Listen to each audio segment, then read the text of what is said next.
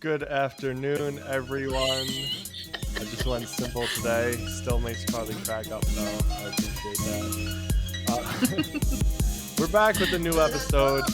It's been crazy few days we were talking about before we kind of started, and we both maybe feel a little scattered in some ways. Me, energetically a tiny bit, and you because you spilled a little drink on you. Hey guys, what's up? I'm just over here with a hole in my chin. Yeah. So fascinating. It's interesting. I know we've talked about this before, like the kind of themes, like with what that we each personally find in our lives. And then I know when I'm working with clients, especially when I have weeks like this, when I'm working with like a lot of clients. Yeah. And for the last like 2 days, man, everybody's energy has just been like all over the place. So, we're going to hold it all lightly. And a dog just farted in here.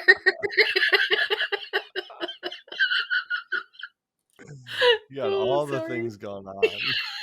All the wrong things. Whew, buddy. So happy day to everyone. Oh my God. I'm over here knocking my mic across the room. Jeez. So, hey, how's it going? I don't know. I really don't know at this point. It's anyone's guess, really. Yeah, it's kind of a mess, but that's okay. Yeah. Sometimes, people need to hear about the mess and the weirdness that happens, because we all got the weird days. We all got the days where we're just out of whack, in a funk, feeling weird. Yeah. Yeah. I know there's definitely, I was doing something I was doing some channeling the other day. And the message that I've been getting very consistently lately, which I think is in alignment with a lot of the other messages that have been coming in, is My sorry. one hair is annoying me. If you're not, I was going to say, if you're not watching the video of this, like you're totally missing out, because Tom feeling off is also having an off hair. Is that better? I don't think so, but you're the only one who knows that it's supposed to do something different. She's like sticking out and annoying me.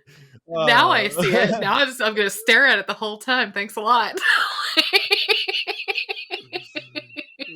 This is not my intention. Okay, go on. Okay, stop messing with it. You made it worse. Just go. I have absolutely no idea. I love this for us. Here, I'll do mine too. Mine doesn't move. It's really short. Okay, anyway. What were we talking about? I don't know. I was so distracted by you messing with your hair. I'm a detriment to this podcast. You were talking about messages you've been channeling and the kind of... Oh, that's right. Okay. So there's a crap load of energy coming in. It's like, and the image that I've been getting along with it is this like giant wave, like the ones that the surfers and like the extreme surfers in Hawaii surf, these like massive waves.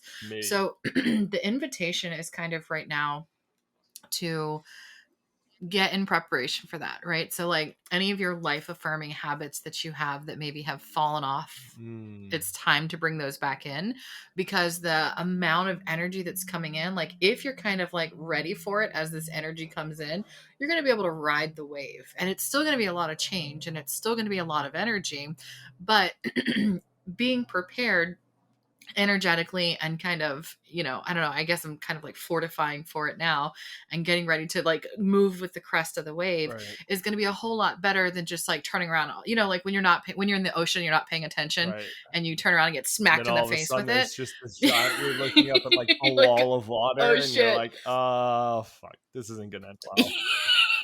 Yeah. So I feel like the wave is starting to crest, like the energy definitely feels like it's speeding up. And now that we're kind of moving into, the whatever this and whatever that going on, like planetary levels, it's really, people are really, really feeling it. And I know I am. And I usually feel like I hold my space so, so well Mm. when we have these big influxes of energy. But I'll tell you, like yesterday, I definitely, like when I was journaling last night, I definitely made a note of, you got out of flow today for several hours. Like, and that was a really nice way of putting I had a shitty attitude, because Yeah. I did, like, there were all these like random things that were happening, and I just got so grippy about them, Yeah. Yeah. and then, but I was really, really grateful that that happened. And I was really grateful that I took some time. Like when I was done with my day, I was like, all right, you're clearly out of sorts and you need to do something to get your shit together. So for me, that was an Epsom salt bath. And then, I like to play with essential oils. So I have a couple of different blends that I make. And one of them is highest and best, which I think I shared with you guys in Costa Rica last time. Wait, wait, wait, wait. Do you have it right there? Do I have it right here? Oh, wait. Yeah, I have it right here. Bam. It's Yay. awesome. I Okay, love it. so yeah, I Smells so dropped a good. bunch of that into my bath. And then I also make like a liquid smudge blend. And so I smudged Ooh. myself in the bath. I was like, you know what? You're really out of sorts. Let's put some of that in there too. And so I definitely spent like an hour and a half in there until I felt like, a human again. I was like, okay, I can get out of the bath now. And that really helped kind of reset. But I have to tell you, like, I was so, so grateful because I was only shitty for a couple of hours. Yeah. And one of the things that I was realizing is that, like when this used to happen before, it definitely happened for way longer. And I definitely was shittier. you Yeah. Yeah, know? absolutely. Yeah, you were like So, so shitty, Carly. You were like so shitty. Like, just like the worst. And sometimes I was. And that's okay because I think it happens to all of us. And look, even now with all this practice I have, it still happens. But fortunately, it's happening in smaller increments. So I'm super appreciative of that. Yeah, absolutely. And I think we've talked about this before, but being able to know when you're in a funk, take the time to reset, to Hmm. it's hard sometimes to set aside that time, especially if you're really in it or you got a lot going on. You don't want to take the time to reset yourself, to maybe do what needs to be done. You want to bask in the feelings of Hmm. anger, And eat cake. annoyance, or yeah, exactly. And it's important to take that time for ourselves and step aside, and maybe that Hmm. even requires telling people like, hey, I just need an hour to myself now. Yeah. And a lot of times people will understand it, and that's more than fine. And it really does happen to all of us. I mean, we're still humans, right? We still have our Yeah. humanity, and it's a beautiful part of us. And we're always going to feel the emotions. It's being emotional being, or being a human being is something we'll always be, right? And it's just about understanding them on a deeper level, not taking them so seriously, not getting swept Yeah. away in them, not being reactive to them, right? And that's where the Yep. presence come in. That's where the mindfulness comes in. And like you're Hmm. saying, as we're more mindful with ourselves, with our emotions, with our thoughts, with our habits, we get to see them quicker and quicker. They don't sweep us Hmm. away so much. And Yeah. it's a much easier practice to come back to self. And our baseline just slowly goes higher and higher, to the point where our baseline is feeling great, is being light, is being more love. And it's not, being shitty. And then like the uptick is like, oh, today I felt happy and like I kind of Yeah. loved some people, Yeah, but it's it's a like I time. usually love some people, and today I had a moment. Yeah. Yeah.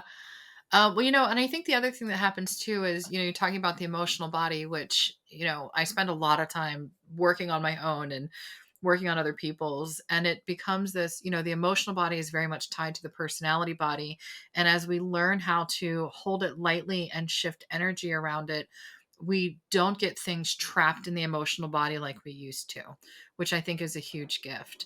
It actually, this conversation is really beautiful, and it kind of reminds me of, we haven't talked about the fires in Maui yet. Mm. And if you're open to that, I got a message around that. And if Yeah, you're cool with that, I would like to share that, absolutely. because I think that it's not only relevant for the people who are still kind of like feeling the feelings around what's going on there, but I think that the advice that came in around that I don't know what's going on with my throat today, but there we go. But I think it's also relevant as we move through the world and we're dealing with these other things that are happening, because there's a lot going on like in the world. And I do feel like it's our space and our job and our responsibility to hold space as we're able so that we can lift all of those things and, do our work as ambassadors, as the guides have been saying, as ambassadors for a world made new. So this is what came in. Um, okay. There's a lot of alignment to the fear and sadness surrounding the fires in Maui. Much of this is tied to the emotional body and lower mind, which perpetuates the fear and sadness. One of the most beneficial ways you can be of service at this time is to hold the space of potential for the rebirth of the land and her people. This does not mean you ignore that souls departed, nor does it mean you ignore the sadness and confusion surrounding these events. This is a request for you to step outside of judgment of good and bad, to recognize that this is all of God, including the loss of homes, nature, and lives. It is either all of God or none of it is. And then my little note in that is, and we all know that none is not an option because God is, God is, God is. And then they go on to say, as a way shower and participant in the expansion of consciousness of Earth and humanity, you are being asked to maintain a frequency to support the upliftment of these people and the land, to support and potentiate a world made new. And regarding the loss of life, many of these souls, whether consciously or not, were in agreement to exit at this time. Many of them intend to return shortly, bringing with them the ancient wisdom of the land, as well as a light vibrational frequency that will amplify the service and responsibility of a world made new. This was an act of service on their part and was offered with love. An act of service on your part is to honor that sacrifice and offer empathy without sympathy. So, empathy being understanding that people are experiencing hardship, without sympathy, which is falling into the same vibrational frequency they are experiencing. While this may seem like a callous request, we assure you that this is offered from a space of impersonal love, so, like higher love, unconditional love, or what we call the Ray 10 energy of spiritual love and wisdom, and is of great effect. And then regarding the trees, our Earth Healing Group spent some time right after the fires happened doing work on the trees. And it was really fascinating because when we went to work with the banyan tree, she was like really pragmatic about what had been going on. And the advice was trust in the earth and her processes. She knows what she's doing, clearing energy for a world made new. That's really interesting. Mm-hmm. I think hearing the part, one thing that really stuck out to me was the part about, souls agreeing to depart and coming back for Mm-hmm. service in a lighter way, and kind of honoring that. And I think that's really beautiful. There is so many ways in which we as souls can choose to serve, Mm-hmm. and to think about death as one of them is beautiful. And our human self may want to jump to the, oh no, death is always absolutely horrible Mm-hmm. and we gotta always be mad at it or fight Mm-hmm. it. And I understand emotionally why that comes through, and I'm not trying to discourage, again, like any of the sadness or grief, because No, those are yeah. important, right? But Mm-hmm. there can be a higher understanding of death as a new pathway, as a new opportunity for new Mm-hmm. possibilities for both a single soul and for really the entire world, right? Like a single death creates the opportunity for new life, and Mm-hmm. all of our deaths will happen and will create more opportunities for not only our soul's growth, but the new souls that do arrive in whatever, form or being they take. And so it is beautiful to think about. And I think it honors them in a certain way, even if you don't have to take it super spiritually, but, people that have made a sacrifice here. And, Mm-hmm. uh, death is a part of life, and it can be honored as a great sacrifice to move on in a soul's growth, in a soul's path. And to honor it in that way is to kind of change the light on it. And I Yeah. think that would help both the grieving and the the the soul itself being able to let go and stay loose, in Mhm. the transition. Yeah.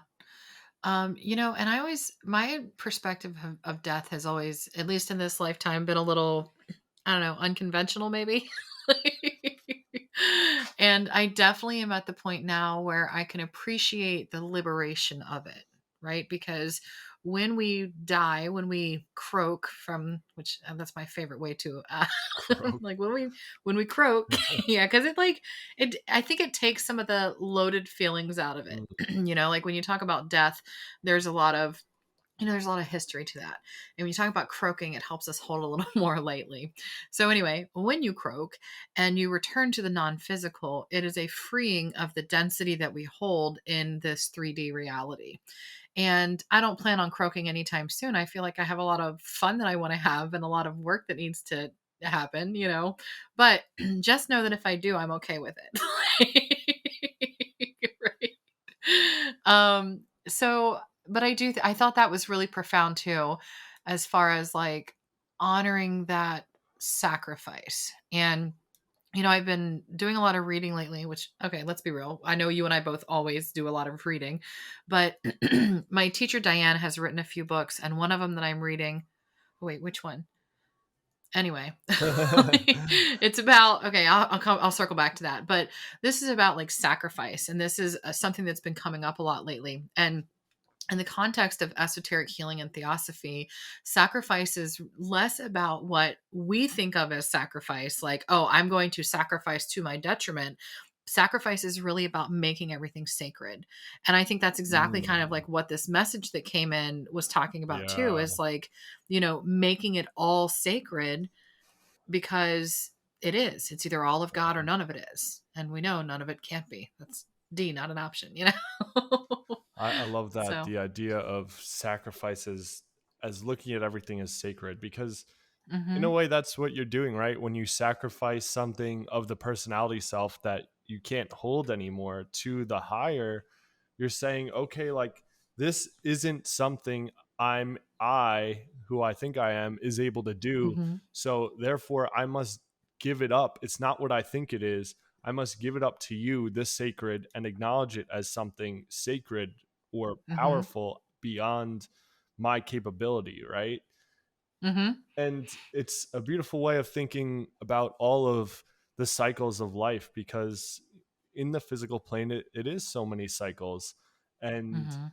if you acknowledge each step of it as sacred, it creates a beauty and a lightness there, and it opens up the possibilities, I think, of each step of the cycle, and honoring the energy and the transformation that it brings, because each step of the cycle is a transformation, whether it be Mhm. birth, whether it be puberty, whether it be like marriage, whether it be death. There's a transformation happening there in the person, in the energies at, Mhm. at each step of the way, and so to honor it all as sacred, as a sacrifice, Mhm. is a beautiful way to look at it. I love that. Yeah, I do too. That also reminds me of the idea of death and the idea of many deaths. Like the Mm, native people, they believe that we live many, we have many deaths in our lifetime. And when you think about it, even like, these rites of passages that you're talking about, when you move into puberty, that's the death of childhood. When you move into marriage, that's the death of singlehood. I don't know what the word for that is. Whatever. I like Like, singledom. when singledom. When you are born, that's the death of being just in the non-physical. So, and I feel like too, like, when you're pulling like oracle or tarot cards, like the death card is typically about a sign of transformation versus an actual like literal physical Right. death. That'd be So I think freaky if it it's was a physical death every time, though. A lot of people would be scared to get tarot readings. like, oh no. But I think that's really helpful to help like reframe the idea of death. And I don't know. I remember when I was a kid, I was like 8 or so, and my first grandparent died.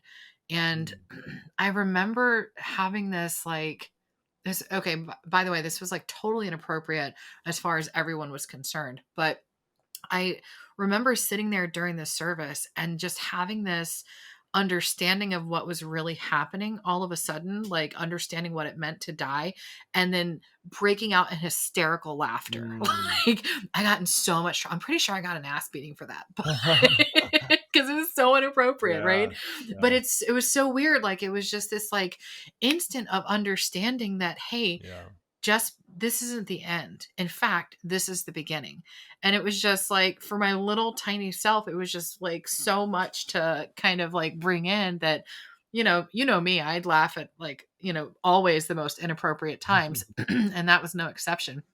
But ever since then, like I certainly have had I don't know, a loose kind of grip on the whole idea of death.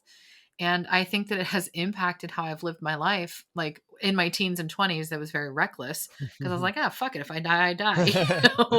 My sense of self preservation kicked in once I hit 30. But so we're acting much more smartly these days. But it definitely, I don't know. And I don't know why we're spending so much time talking about death, but here you go. It's funny. I mean, I first off, I often have the same reaction. Like I remember when the guides first stepped into Paul at our Costa Rica retreat, and like the whole room is just bawling, crying, and I was just in the back, and I couldn't stop laughing. I just could not stop laughing. Yeah, you too. Me too. Yeah, no, I believe it. And I do often have that reaction because there's a cosmic humor in how we as humans perceive things and nail things down as the truth and what things are. And then we get a little taste of reality. And I think every person has had this, and you can't help but laugh at, how silly our ideas were and how like meaningless we thought this like hard, impossible, immovable thing was, Hmm. right? So I definitely understand the laughter there. It's funny that we've been talking about death because it has been something I was thinking about recently. I was reading the latest book from the guides, and they mention the fear of death and how this is like one of the biggest things for us to move as people, for us to move Hmm. beyond, is the fear of death. And I was sitting with it because I, in an abstract way, I think I've always had a fear of death because of an upbringing. Like I fear the idea of like someone being able to like break in and like kill me, right? Like this Mm. fearful idea around like a murder, right? And Hmm. yet when I sat with just the idea of death, it sounded like nice, It's Not just, bad. yeah. It is. It's a new opportunity. It's a Hmm. loss of density. It's an opening of possibilities of what you can learn and where you can go. And again, not saying that because I want to rush there, but it's Right.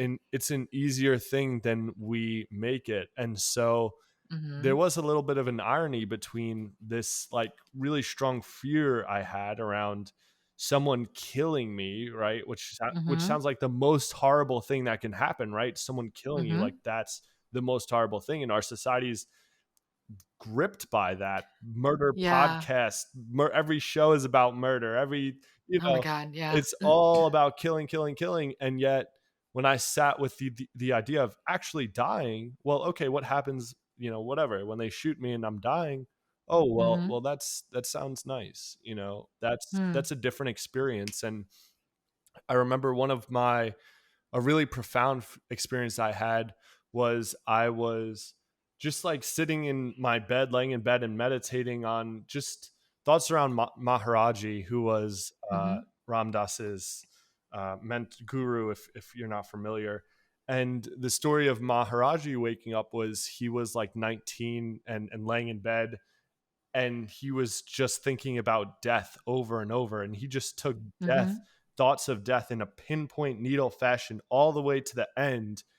And Hmm. once he realized what death was, he woke up and he was enlightened, and from then Oh on he wow. was Maharaji. And so I was just like thinking about that in bed, and all of a sudden I just had this incredible like wave of energy and feeling and knowing, and I just like felt what it was to die, to be with death.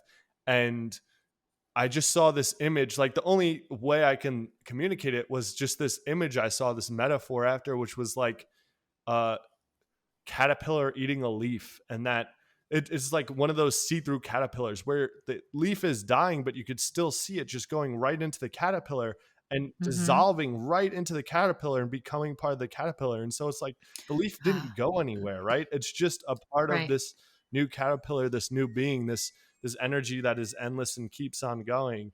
And so Mm-hmm. it was a very profound experience, and yet it was one that like I could only communicate through the most basic and simple of metaphors, right?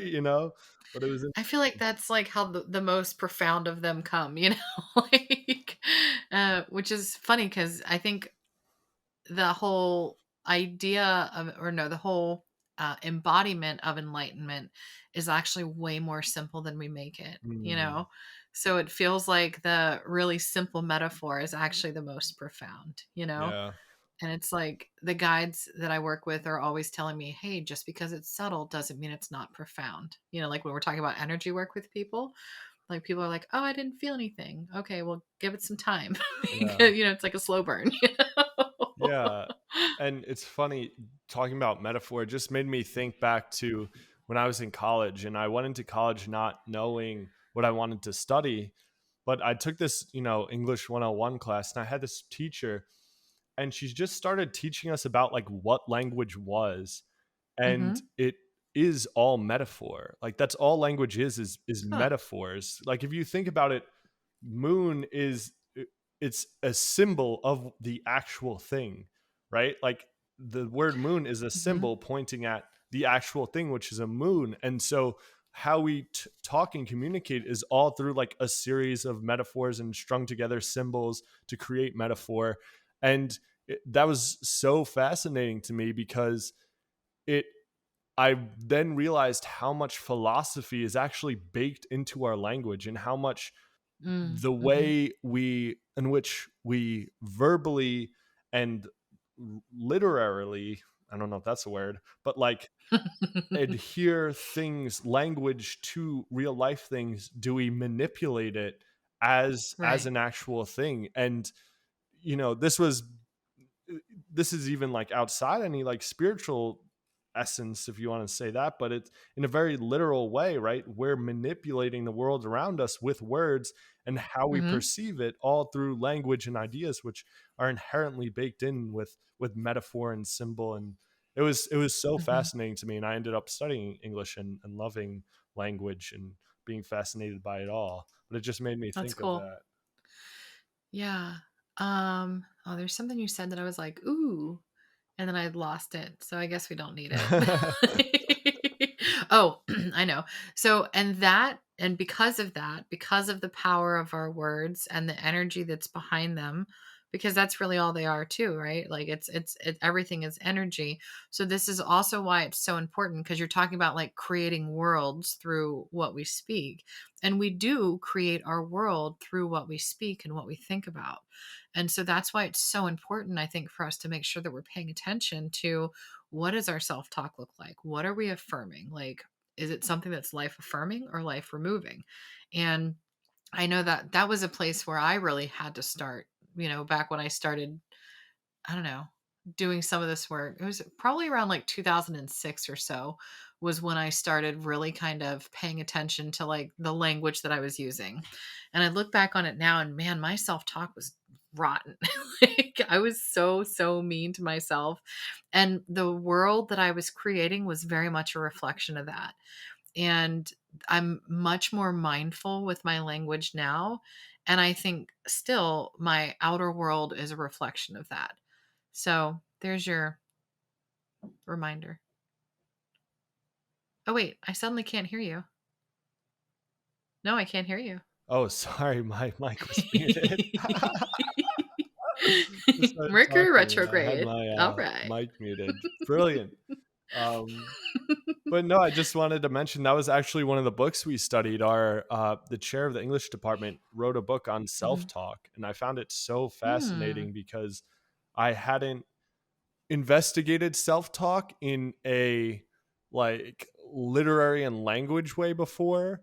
And it Mm-hmm. was fascinating how he tied together both, yeah, the language we use to both build our perspective and also the inherent metaphor and ideas baked into language that affect our perspective, right? And the guides talk about this all the Yeah. time, like past Mm-hmm. agreement, past ideas, past choice, structure, right? And that is all has history in the language we use and how we use it as well, which inherently moves into our self-talk. So that there's a Mm. big, tie and weave between all of them, and it's fascinating and very subtle. Like if you don't take the time to sit and notice it and be mindful with yourself, Mm-hmm. you might not ever notice how negative your self-talk is, or where you're pulling ideas from someone else, or the past, or how your language, the tone of your language, the metaphor you're using, how you're thinking about yourself via metaphor and words. And it's all very important to how we perceive the world, and again, that energy we're bringing to ourselves and the world. I love that. Um, Man, that just kicked the heart fire in too. So here we go. So if you're open to receiving it, wherever or whenever you're listening to this, just be open to receiving it. Because I feel like we can encode that frequency into our podcast. Mm. Because I mean, it is the title. it is. And, I remember when I first started doing earth healing work, I do it in a couple of different ways because I work with a couple of different groups. And I remember one of the ways that we do it is we all like gather and link up, and then we all silently meditate, and then we like come back at the end and share whatever we experienced. Mm. And then the other group that I'm in, we work with our elementals, and we like go out into the world and we like do stuff. And sometimes we're doing like, like I remember one time we were working with the oceans and they were needing oxygenation. So I was working with the little elementals, and we had those big like accordion fans, and we were just like pumping water into the ocean. And so, like, one of the biggest takeaways that I got from starting to work in that way is just because you imagine it doesn't mean it's not real, right? Mm. And so I feel like that has really opened the world of possibility for me and like the ways that we can work. So, absolutely. Like, just like the guides are talking about, the real teaching is the frequency within the words. So the real message is the energy that we hold and bring through in the podcast that we do. And that's why we set those intentions that we do to be a clear and perfect channel and work to the highest and best of anyone who is attracted to and listens to the podcast. So with that intact, we can absolutely send heart fire through the podcast. I love it, and I agree Yeah, 100%. I love it. So, hey, what do you say about drawing some I cards? was thinking the same thing. You read my Love it. We're always on the mind. same I page. know. I think it's your turn Very. to go first. It's my turn to go first. Okay. I think so. I think we have a hard time keeping up with whose turn it is, so it doesn't actually matter. But Yeah, we definitely do. Do you have a question? We should probably start thinking about this before we do the podcast, shouldn't we? I think we also say that every time too, I but think we we do. never do. No, we never do. We're just like, okay, we're going to show up and see what happens. Okay, I do actually have a question. Let me figure out how to like formulate this with the appropriate metaphors. See what I did there? Okay. Mm. So, maybe I need help with this. My question is really about like with this massive influx of energy, how can I and we as a collective best support ourselves kind of like moving through this with as much gentleness, ease, and grace as possible, with the amount of change that is coming? Mm. Because the guides just finished up Boone, and we were talking about it in a group chat, and one of the things they talked about is that we will be experiencing more change in the next 10 years than in the previous 10 or 1,000 years. And so that's a lot of change condensed in a short period of time. And I feel like it's important to come with it with excitement and joy and an openness and allowance to it. And also, how can we support ourselves during it? So that's like a really long winded question. Yeah. but I like it. I get where you're going. I was thinking something similar. I think you could truncate. I think we could truncate it to how do we utilize and prepare this energy for ourselves and others for the highest and best. How does that Okay. sound? Something like Hey, that. what if we pulled our cards at the same time? Have we done that yet? What? What? I think it would break the time space continuum. I'm okay with that. All right, then fuck it. Let's do it. Let's do it. And then you can read yours first. Okay. All right, because we have the same question, right? Yes. 3, 2, 1. I wasn't ready. Oh my god. All right, tell me when you're Yeah. ready. All right, I'm ready. 3, 2, 1. Pull. I can't read yours. I think mine's upside down. Ooh, promise of the future. That And mine seems is what? repairing the veil. Interesting. Promise of the future seems very on par with the question we asked. What a beautiful card. Ganesh with this aura behind his head just overlooking the mountains. I'm going to show that one to the screen. Oh yeah. Love that. Absolutely gorgeous. All right, let's do it. I'm reading first. Mm-hmm. Will this be a bad time to tell you I don't know how to read? Seems that English major did you some no good. All right. Promise of the future. Rest assured, something new is on the horizon. All indications are favoring a time of new awareness. Seek new outlets for your creative expression. This heralds the beginning of a new phase in your life. Ganesh is asking that you take time to reflect on your desires and dreams. It is time that you begin down the road of a new creative endeavor.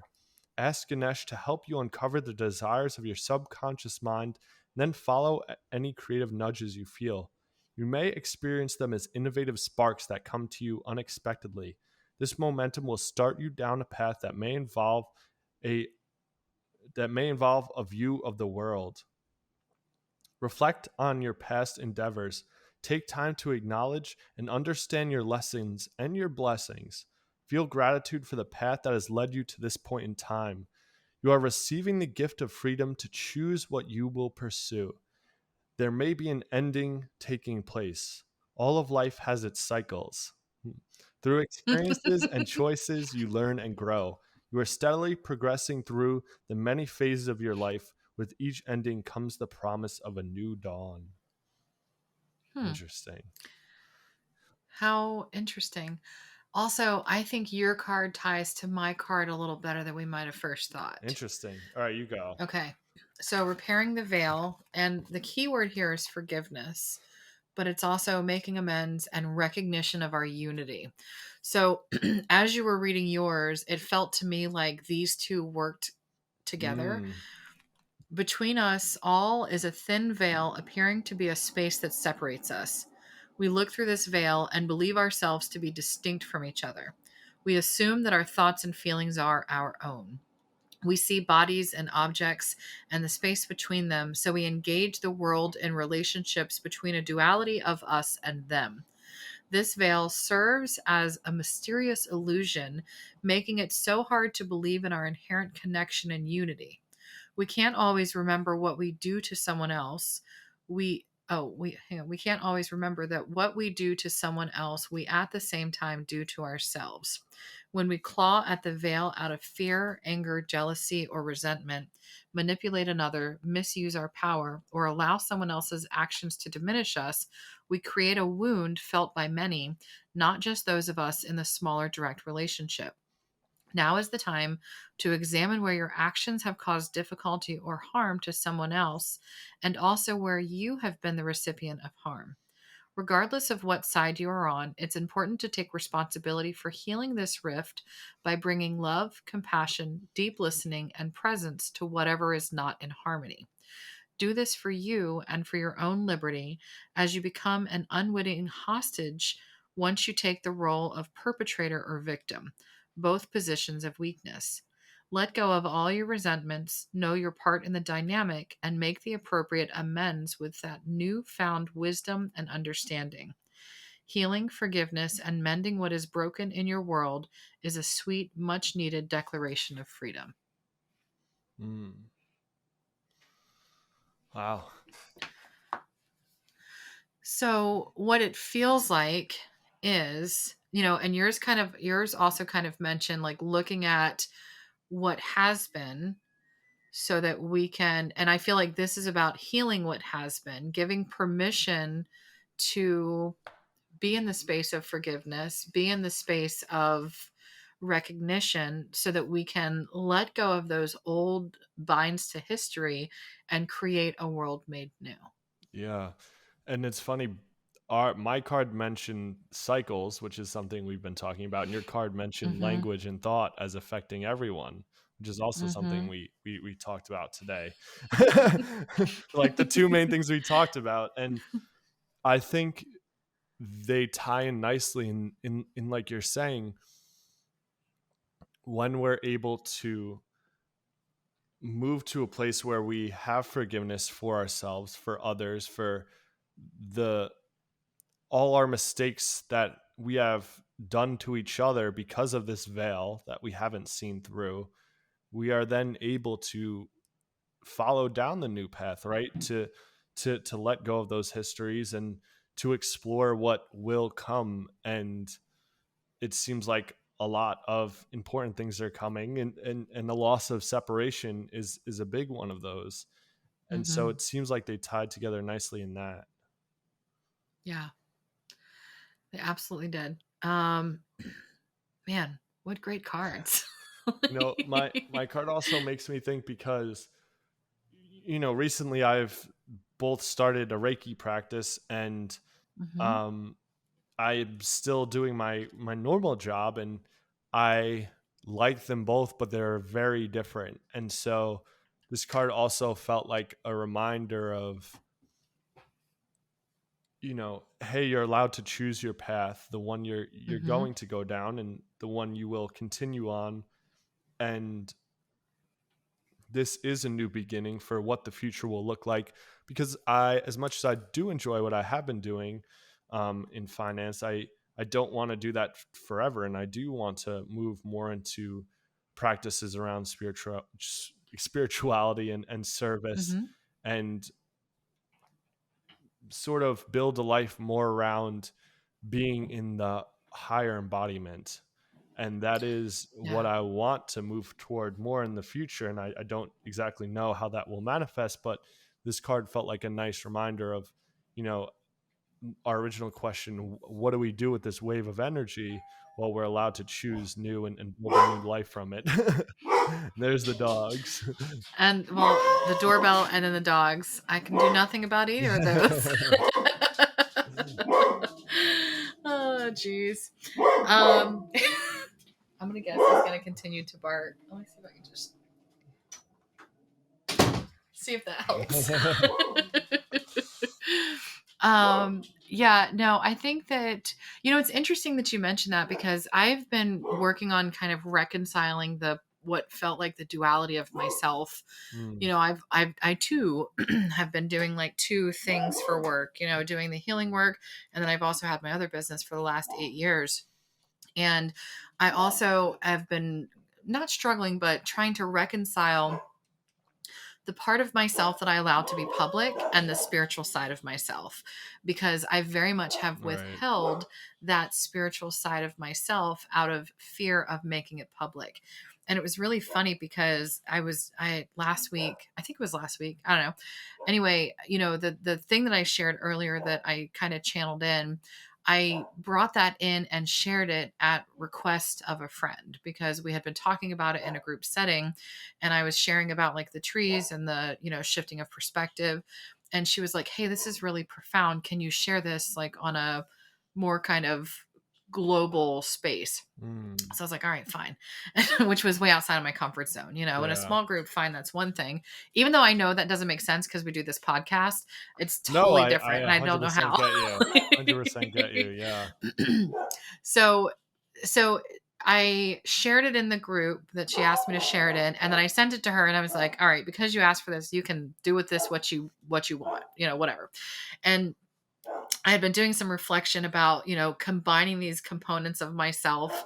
And, I very clearly got the message that it was time to stop hiding that part of myself Mm. and that it was time to be public about it. And if, people didn't like it or thought it was in distortion or whatever, then it would probably work itself out. And so I had just decided, okay, I'm going to stop hiding. And then, like, not even an hour later, she posts what I channeled in and said, like made it known that it was channeled in, Yeah. and she tagged me in it, and there it shows up on my Facebook, and I just had to laugh because I was like, well, if that's not some instant manifestation, I don't know what Yeah. is. And like very much like confirming that yes, this is the right thing to do, and yes, and also Mm. confirming the fact that there is this like invisible veil that we think keeps us separate, but it's like she knew that that's what I wanted to do, and she helped me out with it, That is so funny. And so I do fully relate there, and I mean, the dogs are going hard, I love it. they're so unhappy about there's somebody out there anyway. No, I mean, even, originally when we started this podcast, I mean, I think it was either right before we started or a little after when I started channeling too, and I didn't even want to talk about it or acknowledge it because A, Hmm. like I didn't know what it was, but B, I had a hard time with the idea that people were going to think that of me. And Hmm. it's a strange thing because the more I thought about it, it's like it's one of those things where you can't convince anyone of it, and so you just like have to accept, like, okay, they either think I'm a Yeah. kook or they listen and like understand something wise is coming through and have an experience that changes them. And I think back to my first experience with Paul, and Hmm. I listened to him on Duncan Trussell's podcast. I was just listening to random episodes, and I literally picked his episode because it was like, world renowned channeler, and I was like, channeling's kind of bullshit. Let me listen to it. And so I listened to it with this idea going in of, okay, this is bullshit and it's not real, but I'm interested and I kind of want to dissect it, be the human mind and Hmm. dissect and prove that he's a liar or whatever. Right. And then I ended up listening to it and I was like, well, fuck, this was actually kind of profound. And I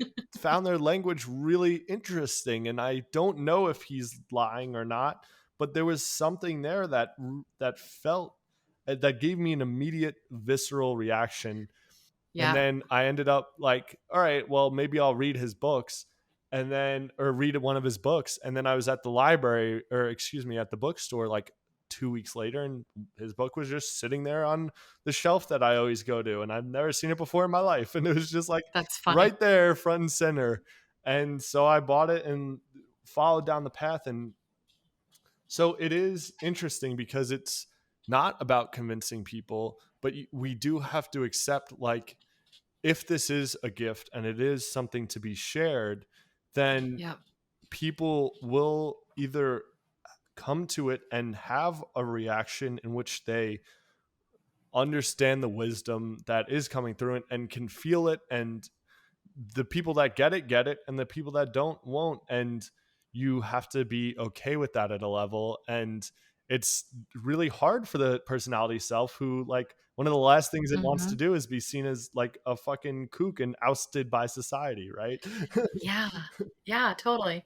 But at the end of the day, one of the things that I'm coming to realize is what other people think of me is none of my damn business, Yeah, you know, absolutely. and having the appreciation and recognition that this is a gift and it's an act of service and it's a way of sacrifice, right? Mm. And it's a way in that sacrifice, like we were talking about at the beginning, like we brought it back around, maybe a little early, but we brought it back around. Um, that it is an act of making it sacred. It's the death of the fear of the personality body and an allowance of the birth and an embodiment of soul. And man, that feels really good. Yeah, no, I absolutely agree with you. And as I have opened up, whether it be starting a Reiki practice and getting public with that, Mhm. or even just starting by channeling in front of my girlfriend and being like, okay, am I crazy or what's happening here? And her being like, no, like once you started, my hairs were all sticking on my ends and I started getting really hot, Mhm. and just Yeah. understanding that something was coming through, and being like, it makes sense. You're not, you're saying things that make sense and are interesting and profound or whatever. And it has opened up that aspect for me and my ability to receive more, right? And so Mhm. I think as we're able to step more into whatever role that is right for us without that fear, we are the ones that are actually opening it up for ourselves, because we're Mhm. giving ourselves permission and not letting others or the fear that we have around them limit us, because that's all it's really Yeah. doing is limiting us. And Yep.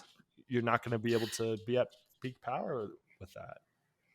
Yeah, and I feel like this really like hit home to me. I felt like the guides at one point were talking about making yourself small is as detrimental as overinflating the ego or the personality body. And Ooh. I felt so fucking called out by that. Yeah. I was like, oh, guilty, like I've been like trying to Yeah. cram it down for all these years out of the fear of being seen.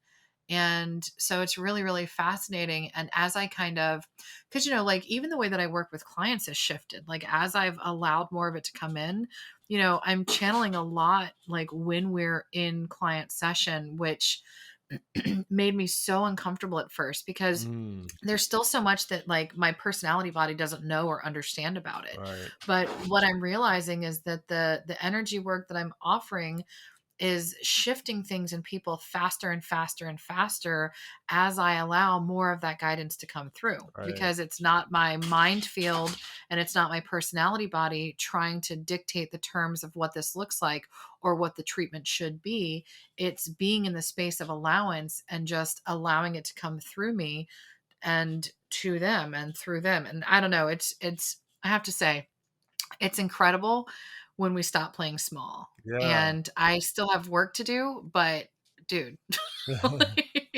No, I fully agree. It does sound like your dogs are trying to bust their way into the So bad. Like they are so so demanding. Like like they're barking, they're busting through, and I'm like, I can't control them. No, I like it. It's fun. No, I do fully agree, and it's interesting, and it's a new way to learn for me, and it's something that I have the hint is I'm only gonna have to get more and more public with this stuff. I have some Yeah. nagging suspicion that it's only gonna grow. Yeah. And in a way that's beautiful, and I welcome that, because it means I am progressing on the path and there are new Mhm. opportunities open for me, and that people are receiving and feeling what I'm doing, and there is power to that, and that's confirming, and that's beautiful. And I think we do need, at some point, even if it's just bring it to a few friends or something, Mhm. having these conversations and having experiences with others, because it allows us to move past that fear, which almost all of us have, unless you grew Mhm. up in a hippie home in the most hippie area of like California or something, where maybe it's like you grow up like channeling whoever. But like for a lot of us in this society where you're immediately deemed as a kook, there in any aspect of spirituality, right? Like Yeah. it's it's easy to fall into fear. But I think when we do have conversations, and I have been having them more, and with random people too, and it's surprising always how they take it, and how there's almost always an openness there. And even when there Yeah. isn't, it's just like, oh, okay, like that was fine, the world didn't end. Like they think I'm weird, Right. but I'm still alive and That's I'm still going yeah. about my life and everything's fine, right? And even that denial, or the reaction you're so afraid of when you get it, it's like, oh, okay, like Oh, it's a, that's not that bad. yeah, they're just gonna think that, and that's up to them, and I'm gonna go about living Yeah. my life. Yeah, and it's like, what are they gonna do? Unfriend me on Facebook? Great. Super duper. So funny. Um, no, and I love that, and I love that we're both kind of giving ourselves permission. Like, also, I love your word "kook" because that's kind of like my word "croak," where it like Yeah, lightens the whole thing a lot. So I'm gonna stick that in my pocket and save it for there later. you go. And you know what? Like some of my favorite people are kooky, so I'm Yeah, cool with it. Like, absolutely, man. I really enjoy kooky people, and the more I surround myself with kooky people, the more I realize that they got something going on. They're knowing something. They're, you know, the yeah, Paul group is a pretty eclectic group. I'm not gonna lie. Like we it got some is. incredibly awesome kooks in there, and I'm happy to count myself as one. And Yeah, me too. it's wonderful living like that. The weirdness, and there's something to learn from everyone, and having that Hmm. openness for yourself and others, it opens doors and possibilities. Yeah. And and I think the other thing too that's important for us to remember is that, like these gifts that we've been honing, right? Like the channeling and the energy work and all that, like everybody has access to this. Yeah, Like everybody absolutely. can do this. And I love that we're having so many more like open conversations around it because it's kind of like when we started talking about sex and we started like normalizing it, as a society, and it took away the stigma and it took away the weirdness and it took away the shame and all those other things associated with it. And I feel like this is really similar to that. I know, obviously totally different subject, but same kind of thing. Like, take something that was once like, Yeah. you know frowned upon or whatever, and really like bring it out into the light and normalize it and help people feel good about the fact that it's something that they do. Look, that was like perfect parallel though. No, I love it. And it honestly especially makes me think about where this whole attitude came from, which is the Mhm. past and the church. And I'm not here to, call out any religions or anything because it was most of them, but there was a dominance in the church that fought against any of these sort of spiritual aspects because it was heresy and it Yeah. was a threat to their power. And I was listening to a podcast about a scientist who's actually studying this stuff, and Mm. we probably don't have enough time to talk about it today. But he was getting some really incredible results, like being able to prove telekinesis, like scientifically, right? Like you have So to cool. you have to have a certain criteria for it to be scientific, for it to be peer reviewed, for your results to Mhm. be actually considered scientifically sound and valid, and that's exactly what he Mhm. was doing. And he was able to prove that our intentions, like putting intentions into food, like he had Buddhist Mhm. monks put good intentions into chocolate and gave it to Mhm. thousands of people, and people were able to tell to a scientific degree of validity that which chocolate was blessed and which chocolate wasn't, and they felt better Yeah. on the chocolate that was blessed. They had a better day when they ate that chocolate. Their mood changed, they Yeah. had a better day. And so like there is science around proving all this now. And he was asked like why, if this can be studied, why hasn't it been done? And he was like, well, the answer is very simple. Money for this type of study comes from Congress, comes from the government.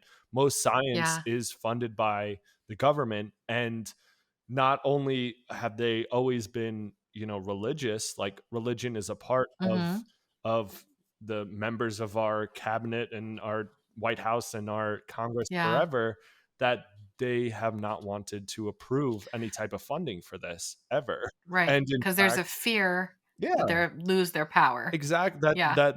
or that they'd be seen as not religious, which is what helps get them elected, right? They'd be Mm. seen as Yeah. heretical, which would help them lose an election.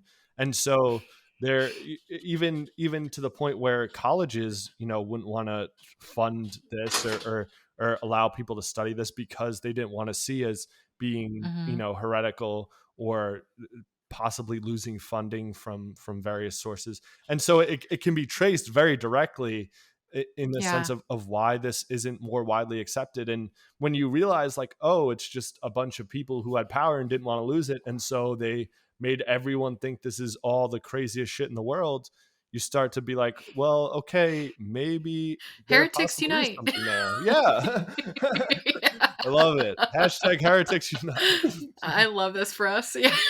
Good thing nobody gets burnt at the stake anymore. Yeah, no, absolutely.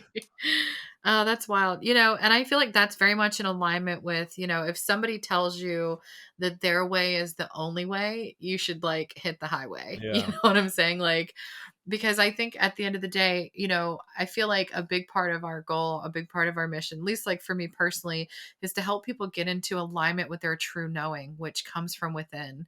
And it feels like a lot of these kind of like systems and organizations are very much wanting to hold that for themselves and tell you, hey, God is something outside of you. Only we can tell you what to do. Only we have the power.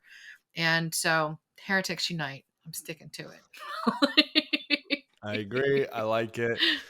Uh yeah. Well, we talked about a lot this episode. I feel like this was a We dense did. one. We It we, we went was. all over the place, but in a We did. cohesive way at the same time. I'm like, good luck giving it a title. Glad that's your job. Oh God. And I'm like, how do I even bring this back around? Like, I brought it back around, like, 40 minutes in, and I'm like, now I got nothing. I think that's why the bring it back around came earlier, because you could able to do it then, but it couldn't come this late. It was just we just went off too many tangents. Yeah, and we went off the rails once we started talking about heretics uniting. So, like, that's that. But with that said, if you yourself are on the outskirts, on the fringe of society, You got a friend share in this with us. your other. I was about to say, yeah, and share this with your other fringe friends. And then, as always, if you love it, make sure you like it, you love it, you subscribe it. What else? Share I it. don't Yeah, actually all know. the things on all the platforms. Yeah, and if you're wondering why we're talking about video, it's also on YouTube as well as all the podcast places.